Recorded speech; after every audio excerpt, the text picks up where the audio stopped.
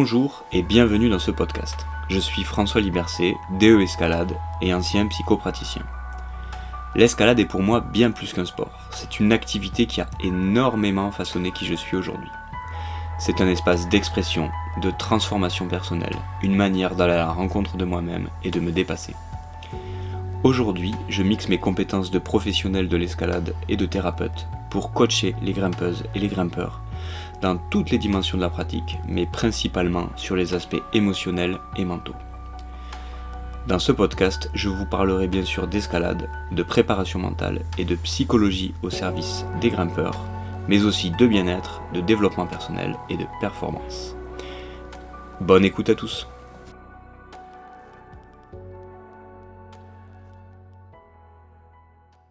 Bonjour et bienvenue donc dans ce troisième podcast de Flow Escalade. C'est avec grand plaisir que j'enregistre ce troisième opus sur un thème qui m'est vraiment cher. Et donc nous allons parler aujourd'hui de l'impact des croyances sur la performance. La question qu'on va se poser, c'est tout simplement comment notre mental peut-il limiter ou accroître notre niveau de performance ? Comment ce mental peut-il nous donner accès à notre plein potentiel ou comment peut-il perturber l'accès à ce plein potentiel, voire carrément le bloquer. Je pars du principe que on est d'accord pour dire que le mental a un impact sur notre performance. Là, on va voir pourquoi et comment. Alors pour étayer mon propos, je vais m'appuyer sur des recherches en psychologie. Donc je vais souvent citer des expériences qui ont été menées et des conclusions qu'en ont tiré des chercheurs. Je vais aussi m'appuyer sur des concepts qui ne sont pas forcément issus d'expériences scientifiques, mais qui sont quand même à rattacher au milieu de la recherche, puisqu'en fait c'est simplement des événements particuliers qui ont permis de développer des concepts. Alors le premier concept dont on va parler, c'est l'effet Bannister, qui est un effet bien connu dans le milieu de la psychologie et de la performance. L'effet Bannister est à rattacher déjà à un sportif qui est décédé il y a peu de temps, il me semble, qui est Roger Bannister, qui était un athlète anglais. Donc historiquement, il faut resituer l'événement, la situation. On est après la guerre, après la Deuxième Guerre mondiale, on est fin des années 40, début des années 50. Donc Roger Bannister souhaite rentrer en faculté de médecine, mais étant issu d'une catégorie sociale moyenne, il pense ne pas pouvoir réaliser ce rêve, puisque donc les études de médecine à l'époque coûtent très cher. Et finalement, étant donné que c'est un très bon sportif, qu'il est un coureur talentueux, il va pouvoir quand même obtenir une bourse et donc rentrer en fac de médecine. Alors ça, c'est la première chose dont je voulais parler donc pour planter le décor. Et là, il y a une deuxième chose dont il faut que je vous parle pour bien comprendre un peu le concept. Il existait un consensus scientifique et médical stipulant qu'il était impossible pour le corps humain de courir le miles en moins de 4 minutes. Pour rappel, le mile, c'est 1 km 609. Donc, je reviens à notre fameux Roger Bannister. Il est en fac de médecine, il s'entraîne beaucoup, il a quand même un peu de talent et il va même être donc sélectionné pour les JO d'Helsinki qui ont lieu en 1952. Il va avoir beaucoup d'attentes, il va mettre beaucoup d'espoir dans cette compétition, dans ces épreuves. Il va beaucoup s'entraîner et malheureusement, il reviendra donc sans médaille avec une simple, qui est déjà pas mal quand même, 4e place. Mais lui va rentrer frustré et déçu. Il va même pendant un temps se questionner sur le fait de continuer ou d'arrêter sa carrière d'athlète, sa carrière de sportif. Et finalement, après quelques temps de tergiversation, il va tirer de cette expérience difficile, de cet échec. Il va donc tirer un regain de motivation car il va avoir envie de prendre une revanche sur cette expérience et de montrer au monde qu'il est plus fort que ce qu'il a pu démontrer durant les JO. Il va donc beaucoup s'entraîner et il va même utiliser la visualisation en s'imaginant régulièrement réaliser un exploit et donc en ressentant régulièrement dans son corps les sensations et les émotions rattachées à l'expérience du succès, à l'expérience de la réussite. Et donc, le 6 mai 1954, malgré d'assez mauvaises conditions météo, une petite pluie, une piste mouillée, il arrivera à courir le miles en exactement 3 minutes et 59 secondes. Ça, c'est une première chose intéressante. Donc, il fait péter une barrière mentale, on va le voir. Il fait même, donc, il explose une croyance de l'époque, qui n'était évidemment pas une croyance, puisque pour l'époque, on pensait que c'était une vérité, une certitude, un fait scientifique. Mais ce qui est le plus intéressant dans cette expérience, dans cette histoire, c'est qu'à peine 46 jours plus tard, John Landy, un de ses collègues coureurs, va courir le miles en moins de 4 minutes lui aussi. 6 mois après, il y a 3 autres personnes qui vont battre ce record, et 2 ans et demi après, ils seront 10. Et Roger Bannister lui-même va améliorer son record en passant au final à 3 minutes 58 secondes. Qu'est-ce qui s'est-il passé après ce fameux 6 mai 1954 ? Est-ce que l'entraînement des athlètes a changé ? Non.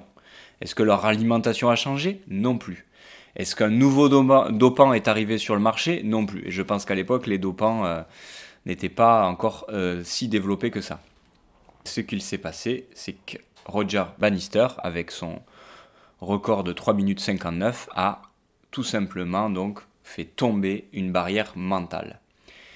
Et pour illustrer ce propos, je voudrais donc citer la fameuse citation de Mark Twain « Ils ne savaient pas que c'était impossible, alors ils l'ont fait ». Ou ils savaient que c'était possible, alors ils l'ont fait. Aujourd'hui, le record est à 3 minutes 43. Il est détenu par Hicham El-Guerrouj et il date du 7 juillet 1999.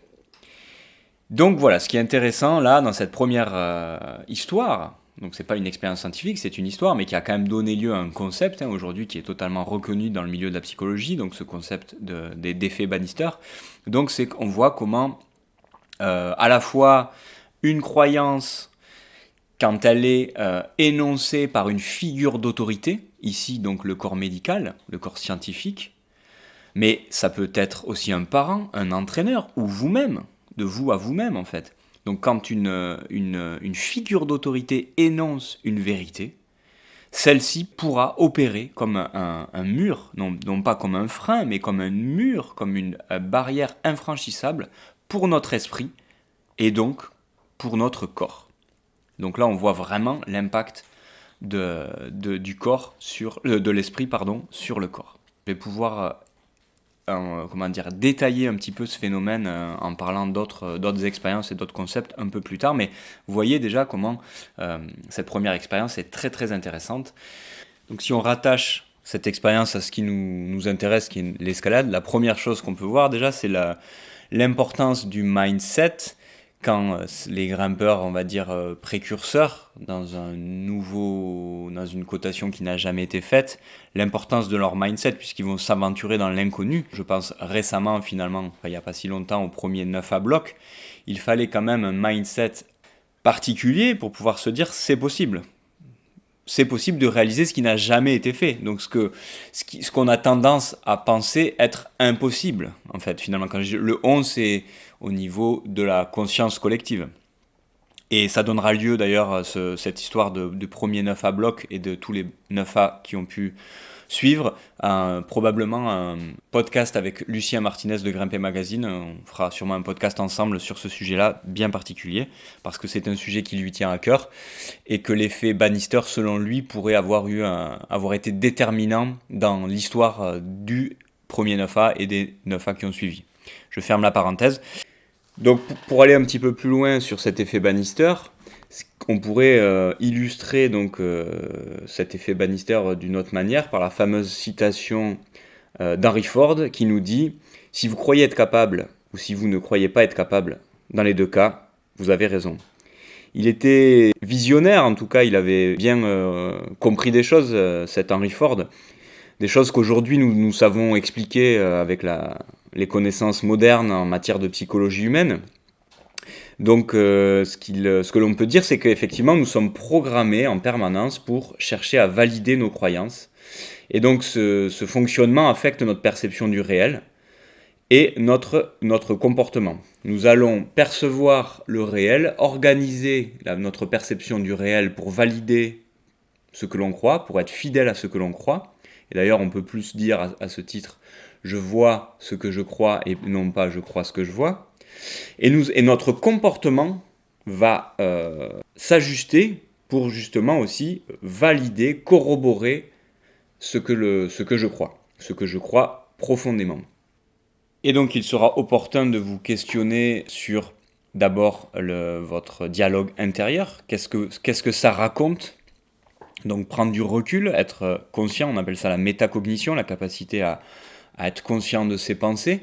Donc avant de grimper et pendant que vous grimpez, cette vigilance à votre dialogue interne, au contenu et à l'orientation de ce dialogue interne sera déterminant. Vous pouvez même du coup le réorienter si vous prenez conscience qu'il n'est pas en phase avec le fait de vous donner confiance, avec le fait de vous sentir capable. Donc le réorienter, choisir volontairement des pensées porteuses de confiance, porteuses de réussite. Votre manière de vous exprimer à l'oral aussi va être intéressant de questionner. Par exemple, j'entends souvent des gens avec qui je travaille ou pas d'ailleurs, dans des voix, me dire « il n'y a pas de prise ». Alors qu'ils sont par exemple dans du 6B. Alors évidemment, dans du 6B, c'est pas possible qu'il n'y ait pas de prise. Il y a toujours des prises. Mais lorsque je dis à haute voix « ah mais là, il n'y a pas de prise », en fait je programme mon cerveau à ne pas voir les prises. Si je proclame « il n'y a pas de prise », je ne risque pas de les voir. Et c'est très très différent, je change totalement mon attitude, mon mindset, et donc derrière mes compétences. Si je me dis « il doit y avoir des prises, je ne les ai pas encore vues », que c'est pas possible, je vais pas y arriver, il n'y a pas de prise. C'était juste un petit exemple. Souvent, j'aime bien dire aux gens, attention à ce que vous vous racontez, donc à votre dialogue interne, mais aussi prenons garde au vocabulaire que l'on emploie aussi à haute voix pour se parler à soi-même ou simplement pour exprimer ce que l'on vit, ce que l'on ressent. Donc ça demande effectivement un travail de vigilance, un travail d'attention et un travail de changement d'habitude, puisque souvent sur ce domaine-là, nous sommes enfermés dans des habitudes. Vous verrez l'incroyable impact que cela aura sur votre performance.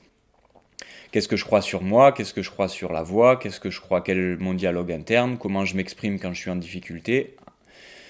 Tout cela va être clairement déterminant. Le deuxième concept dont j'aimerais vous parler est celui donc de l'impuissance apprise ou acquise. C'est une théorie qui a été développée dans les années 60 par le chercheur et psychologue Martin Seligman. Cette théorie en fait, décrit la perte de confiance en soi et la croyance en l'incapacité à réussir en raison d'échecs répétés et en l'absence de résultats positifs. En fait, lorsque quelqu'un entend constamment qu'il ne pourra pas réussir ou perçoit constamment qu'il ne pourra pas réussir, il sera plus susceptible de croire cette idée et de renoncer avant même d'essayer. Donc cette théorie est très intéressante car elle a des implications importantes pour la santé mentale et le bien-être des individus. Elle peut même contribuer ou induire la dépression, mais elle aura aussi un impact déterminant donc, sur les compétences, les capacités, donc la performance d'un individu. Je vais vous résumer un peu les expériences que Seligman a fait pour expliquer, pour illustrer en fait ce concept. Il en a fait surtout au début sur des chiens. Donc ces expériences ont été déclinées, ont été complexifiées. Je vais juste là vous en donner un résumé simplifié pour que vous puissiez comprendre la démarche. Donc Seligman a soumis à 2 groupes de chiens des chocs électriques. Donc ces 2 groupes étaient répartis dans 2 cages différentes. Une pour un premier groupe dans lequel les chiens pouvaient interrompre les chocs en appuyant sur un levier, et une autre qui n'offrait aucune possibilité d'action sur le circuit électrique, donc sur l'intervention des chocs. Donc ces 2 groupes ont ensuite été placés dans une situation nouvelle, où, enfermés également dans une cage, les chiens pouvaient facilement échapper au choc électrique en franchissant une cloison.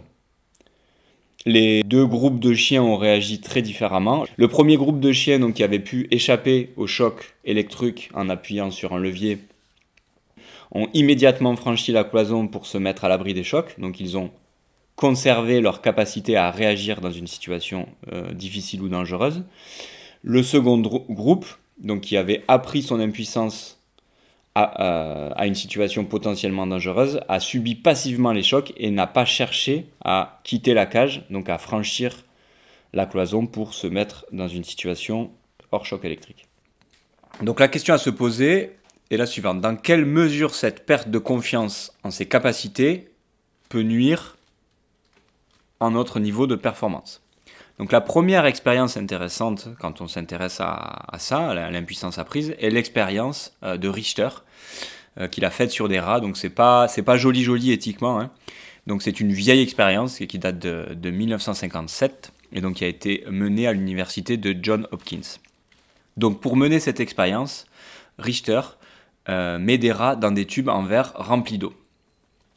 Il laisse un certain nombre donc, de rats d'un groupe bien particulier se noyer et il prend un autre groupe de rats et les sauve juste avant la noyade. Assez rapidement, il les remet dans l'eau. Et ce qui est intéressant dans cette expérience, c'est que les premiers rats, les rats du premier groupe, donc ceux qui n'ont pas été sauvés, vont mourir en moyenne en 15 minutes. Et ceux qui ont été sauvés une première fois et qui vont être remis dans l'eau et là laissés jusqu'à la mort, jusqu'à la noyade, vont réussir à tenir, écoutez bien, 60 heures. Donc 15 minutes pour les premiers, 60 heures pour les seconds. Donc les rats qui pensent avoir une chance d'être sauvés développent des ressources de survie extrêmement supérieures à ceux qui n'ont pas d'espoir. Donc nous sommes là sur les prémices de ce qu'on appellera plus tard la psychologie positive. Donc croire que l'on peut s'en sortir, croire que l'on peut réussir, a clairement un impact, en tout cas là pour les rats, sur la performance. Allons plus loin avec une expérience sur les humains, puisque les rats sont des rats, ne sont pas des êtres humains. Donc on va voir comment ce phénomène a été étayé, a été démontré chez l'être humain. Donc la troisième expérience sur le concept d'impuissance apprise dont je voulais vous parler, donc a été menée par Charis Nixon, qui est une professeure de psychologie, et donc elle a voulu démontrer à ses élèves comment induire l'impuissance apprise, et donc elle a carrément mené une expérience sur sa classe. Vous pourrez retrouver cette expérience sur YouTube en tapant comment induire l'impuissance apprise et Charis Nixon. Vous allez voir, c'est très intéressant à voir. Je vais quand même vous la raconter. Donc en fait, Charis Nixon est face à sa classe et elle va proposer de faire un petit exercice à ses élèves. Elle va distribuer des feuilles en demandant donc aux élèves de les distribuer, de retourner pour qu'aucun élève puisse voir quel est l'exercice à faire. Et une fois que chaque élève a sa feuille, en fait, elle leur dit voilà, vous allez pouvoir retourner la feuille. Chacun doit faire cet exercice individuellement.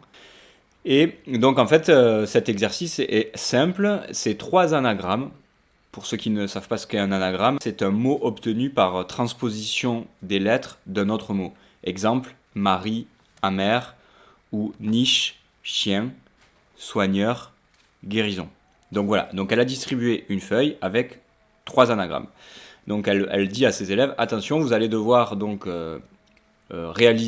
trouver ces anagrammes, c'est très facile, mais un après l'autre. Donc elle leur dit, concentrez-vous sur le premier, et dès que vous avez réussi, levez le doigt. Alors ce qu'il faut savoir, petite parenthèse, c'est qu'en fait, tous les élèves n'ont pas la même feuille, n'ont pas les mêmes anagrammes. Il y a un groupe qui a donc 3 anagrammes faisables, et il y a un autre groupe qui a aussi 3 anagrammes, dont les 2 premiers ne sont pas faisables, et le 3e est faisable, et le même que le 3e du premier groupe, enfin du groupe qui a les 3 anagrammes faisables. Donc, elle demande aux élèves de se concentrer sur le premier anagramme, et dès qu'ils ont réussi, de lever le doigt. Évidemment, il y en a qui vont lever le doigt, ceux du premier groupe vont lever le doigt assez rapidement, et ceux du second groupe n'y arriveront pas, donc ne lèveront pas la main, et puis vont pouvoir constater que les autres n'y arrivaient pas eux. Et puis elle dit, c'est pas grave, allez, on passe au second. Elle leur fait faire le second, même expérience, ceux qui ont un anagramme réalisable évidemment y arrivent, les autres n'y arrivent pas. On peut voir d'ailleurs à la caméra, lors de la vidéo, que certains commencent à manifester des attitudes de perte de confiance en eux. Et là, 3e anagramme, ce 3e anagramme est le même pour tous, donc c'est un anagramme faisable. On va voir que ceux du premier groupe, donc qui ont déjà eu 2 réussites, vont y arriver très facilement, et que ceux du deuxième groupe, donc qui ont déjà essuyé 2 échecs, vont avoir beaucoup de mal, voire ne pas y arriver du tout. Et donc assez rapidement, Charis Nixon va expliquer à ses élèves l'expérience et va leur expliquer donc comment, finalement assez facilement, elle a pu induire donc de l'impuissance chez le groupe 2, on va dire ceux qui avaient les anagrammes infaisables. Et les élèves vont même témoigner de certaines émotions ressenties comme l'envie de fuir ou je ne sais plus exactement, l'inquiétude ou le sentiment d'être nul, voilà. Cette deuxième expérience très intéressante, donc on voit comment là, très clairement, le fait d'être dans ce sentiment d'impuissance, cette incapacité à avoir confiance en soi, va détruire complètement les compétences de certains élèves. Alors petite précision, hein, comme pour l'effet Bannister, donc sur le fonctionnement plus en détail de cet effet d'impuissance acquise ou d'impuissance apprise, c'est que finalement on sait qu'en mode par défaut, encore une fois, notre cerveau cherche à économiser de l'énergie, ce qui va entraîner le « à quoi bon essayer » si vous voulez. Là, en gros, l'idée de l'impuissance apprise, c'est que suite à des échecs, en l'occurrence là, à 2 échecs dans cette expérience, le cerveau va en gros dicter à la personne, c'est pas la peine d'essayer, tu n'y arriveras pas. Et ce phénomène, en fait, est lié à une stratégie du cerveau qui est d'économiser de l'énergie. Donc, à quoi bon dépenser de l'énergie pour quelque chose qui ne va pas marcher ? Voilà, en gros, ce qui est à l'origine de l'impuissance acquise. Donc là, on voit comment un être humain, petit à petit, suite à différentes expériences d'échecs, peut rentrer dans un état d'esprit pessimiste. Mais en fait, si on va plus loin, on se rend compte que c'est pas tant l'échec que le sens que l'individu met à son échec et les croyances qu'elle en tire sur elle-même, sur la vie, sur la situation, sur ses compétences. Dans l'expérience donc avec les élèves, on voit que les élèves, très probablement, ont un dialogue, ceux qui sont en échec ont un dialogue intérieur du style les autres y arrivent et pas moi, donc c'est que je suis nul. Ils doivent avoir tout un tas de pensées dévalorisantes. Donc c'est pas tant finalement l'échec que l'histoire qu'on se raconte, le sens qu'on donne à l'événement, qui va être déterminant. Et c'est justement sur ce levier-là, en préparation mentale, quand on veut travailler sur le mental en escalade en l'occurrence, qu'on va devoir travailler. À ce titre, j'aimerais citer donc Nelson Mandela qui nous dit « Je ne perds jamais, soit j'apprends, soit je gagne ». Donc là, on voit vraiment l'état d'esprit de croissance, le mindset de croissance. Nelson Mandela qui, je pense, peut être tout à fait légitime à s'exprimer sur le concept d'impuissance apprise puisqu'il a été emprisonné 27 ans et malgré tout, il a su garder l'espoir, garder un état d'esprit positif. Donc, le point en nous en tant que grimpeurs, ce qui va être intéressant, c'est de se questionner sur nos réactions automatiques pour ce qui est de donner du sens à nos mauvaises journées, à une zipette, à une perte de bonnes sensations. En compétition, par exemple en bloc, si donc sur les 2 premiers blocs, nous n'arrivons pas à toucher la prise finale, à libérer le bloc, comment nous gérons ça ? C'est-à-dire quel sens nous mettons à ces 2 premiers échecs. Ce qui est important de retenir, c'est cette question du sens que l'on donne à un événement difficile, à un moment où nous sommes en difficulté, voire un moment où nous sommes en échec. Et donc c'est sur ce levier-là précisément qu'il faudra travailler si nous ne voulons pas basculer dans un état d'impuissance apprise. Donc vous voyez que finalement, travailler sur son mental n'est pas inutile. Alors effectivement, c'est des choses qui s'apprennent, il y a différentes techniques, il y a différentes approches, mais de la même manière qu'il y a de la répétition, de l'entraînement à faire quand on veut progresser sur le plan physique, sur le plan technique, il y aura donc aussi une forme d'entraînement mental à opérer pour muscler ses facultés mentales, pour les rendre plus efficientes. Donc tout ça, c'est des choses qu'on voit lors de mes stages, lors de mes formations. Pour autant, la première clé, évidemment, est de prendre conscience de ce qui se joue pour nous à ce niveau-là. Prendre conscience, c'est la première étape. Et après, effectivement, il y aura différents exercices, différentes pratiques pour transformer, pour réorienter cette activité mentale. Mais vous pouvez d'ores et déjà avoir une réflexion sur les croyances, un travail sur l'identité. Et que vous en soyez conscient ou non, L'identité à laquelle vous êtes attaché, avec laquelle vous fonctionnez, sera encore une fois déterminante. Quand je parle d'identité, donc c'est à rattacher aussi au concept un petit peu d'archétype. En tout cas, en préparation mentale, on va choisir délibérément de vous identifier à un archétype, par exemple l'archétype du battant, l'archétype du guerrier, de la guerrière par exemple, l'archétype de l'aventurier, du héros. Ce sera des archétypes qui seront de puissants moteurs de performance. Mais peut-être par défaut, vous pouvez vous constater que vous n'êtes pas du tout identifié à ce profil de personnalité-là. Alors peut-être qu'on ne peut pas forcément mettre un nom aussi clair sur l'identité de grimpeur avec laquelle on fonctionne. Pour autant, ce travail sur quel grimpeur je suis profondément, à quel type de grimpeur je m'identifie, sera déterminant, sera aussi impactant sur notre pratique. Au final, en fait, on se rend compte qu'on a tous plus ou moins des fragilités au niveau mental. De toute façon, on n'est pas tous égaux à la base, mais on peut tous progresser à ce niveau-là. Et il y a tous des endroits, des parties de nous-mêmes où il y a de la fragilité, il y a de la négativité, il y a de la perte de confiance, il y a du pessimisme. Et ces parts-là fonctionnent un peu en pilote automatique. Et l'idée, ça va être de réapprendre à fonctionner sur la base d'un modèle de croissance, donc, que j'ai beaucoup décrit en parlant de Nelson Mandela par exemple. Donc vous avez vu tout au long de mon exposé, ce qui revient souvent quand même, c'est cette idée de croyances, évidemment, qui sont un peu comme des programmes, que l'on confond parfois avec la réalité, des pensées que l'on prend pour des certitudes. Et donc ces croyances vont avoir un impact déterminant sur notre comportement, sur notre performance, sur finalement l'accès ou pas à notre plein potentiel. Par ailleurs, ce que j'explique un peu depuis le début, c'est que finalement, pour influencer le corps, il faut travailler sur l'esprit. Et pour autant, le père de la théorie polyvagale, Stephen Porges, dont j'ai déjà parlé dans un précédent podcast, nous dit « L'état autonomique, c'est-à-dire l'état de notre système nerveux autonome, précède le récit ». Notre système nerveux peut être dans 4 types d'états différents.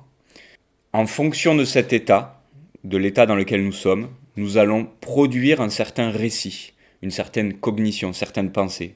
Donc, des pensées de confiance, des pensées liées à « je suis capable »,« je peux y arriver » sont liées à un état.